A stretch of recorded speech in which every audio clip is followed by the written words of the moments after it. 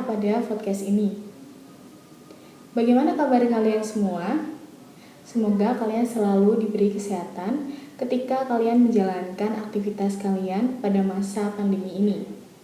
Pada podcast yang sebelumnya, kita telah sama-sama mempelajari tentang pengaruh asam basa dalam kehidupan sehari-hari kita, yaitu tentang pengaruh pH terhadap pewarnaan kain batik. Nah, pada kesempatan ini, kita akan kembali belajar mengenai pengaruh asam basa dalam kehidupan kita, yaitu tentang hujan asam. Pernahkah kalian mendengar istilah hujan asam? Atau bahkan mengalami sendiri bagaimana peristiwa hujan asam tersebut? Untuk hujan asam itu sendiri, kita kenal sebagai air hujan dengan pH yang di bawah air hujan normal. Air hujan normal yang turun ke bumi memiliki pH 5,6 yang bahkan sudah dikatakan sebagai pH asam. Lalu kira-kira berapa pH hujan asam itu sendiri? Dan apa yang menyebabkan air hujan semakin asam? Penasaran? Mari kita simak penjelasan berikut ini. Hujan itu dikenal sebagai proses presipitasi berbentuk cair yang merupakan hasil kondensasi uap di atmosfer yang turun ke bumi. Hujan itu sendiri merupakan bagian dari proses hidrologi, yaitu menguapnya air permukaan, bisa air laut, air sungai, air yang ada di permukaan tumbuhan, maupun air lainnya.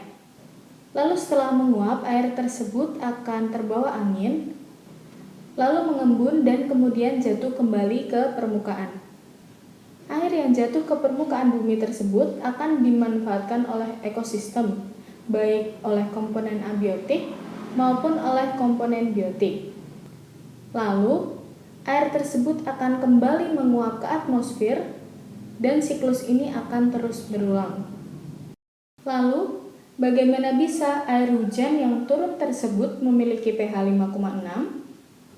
Hal ini dikarenakan air hujan bereaksi dengan karbon dioksida yang ada di atmosfer. Seperti yang kita tahu bahwa karbon dioksida merupakan hasil respirasi makhluk hidup. Reaksi antara karbon dioksida dan air akan menghasilkan suatu zat, yaitu berupa asam karbonat dengan rumus molekul H2CO3. Asam karbonat ini merupakan salah satu contoh asam lemak. Maka dari itu, air hujan normal memiliki pH 5,6.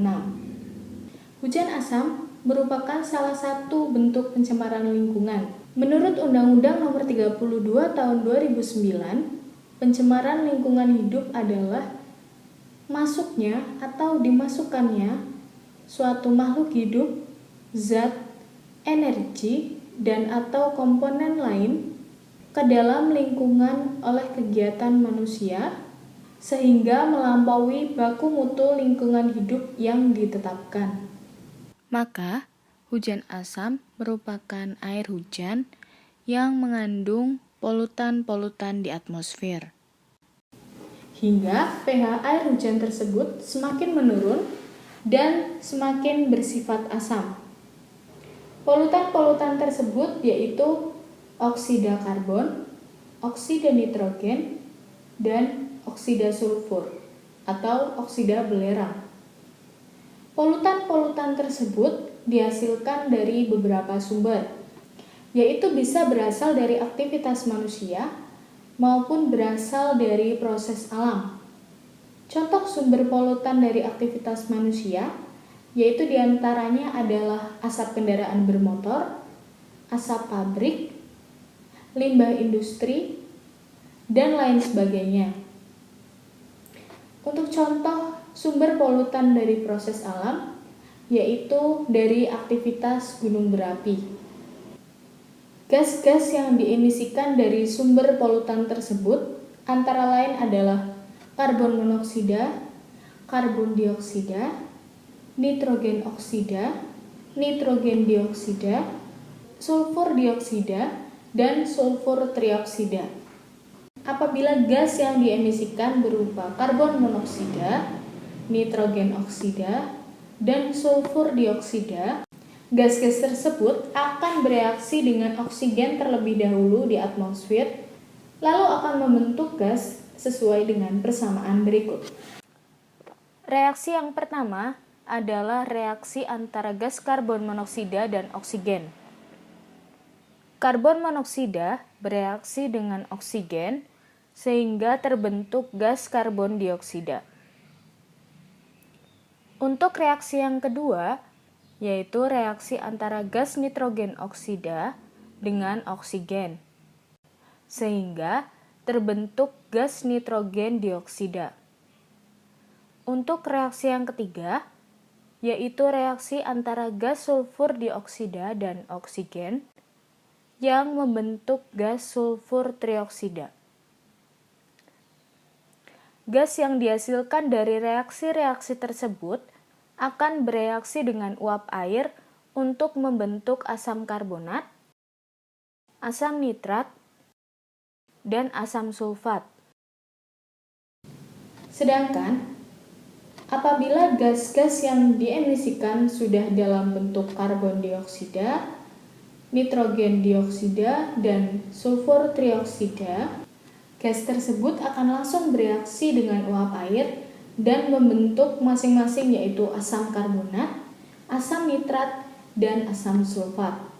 Seperti yang kita ketahui bahwa asam sulfat dan asam nitrat merupakan contoh-contoh dari asam kuat. Maka, air hujan yang mengandung asam sulfat dan asam nitrat akan memiliki pH yang lebih kecil daripada air hujan yang mengandung asam karbonat. Maka, pH hujan asam itu sendiri di bawah 5,6. Berdasarkan beberapa jurnal penelitian yang telah dilakukan di beberapa daerah, pH dari hujan asam itu berkisar antara 4,2 sampai 5,4. Terdapat satu kasus yang cukup populer di kalangan publik, bahwa Taj Mahal yang berada di wilayah Agra, India, telah menua sebagai hasil oksidasi alami. Namun, kondisinya semakin memburuk akibat paparan hujan asam dan pencemaran udara. Beberapa upaya telah dilakukan untuk menghentikan perubahan warna dari Taj Mahal, tetapi bangunan yang menjadi keajaiban dunia modern ini terancam diruntuhkan. Nah, kita sudah membahas mengenai hujan asam yang merupakan bentuk pencemaran lingkungan. Kita juga sudah mengetahui pH dari hujan asam itu, yaitu berkisar antara 4,2 sampai 5,4, yang diakibatkan dari reaksi antara uap air dengan polutan-polutan di atmosfer.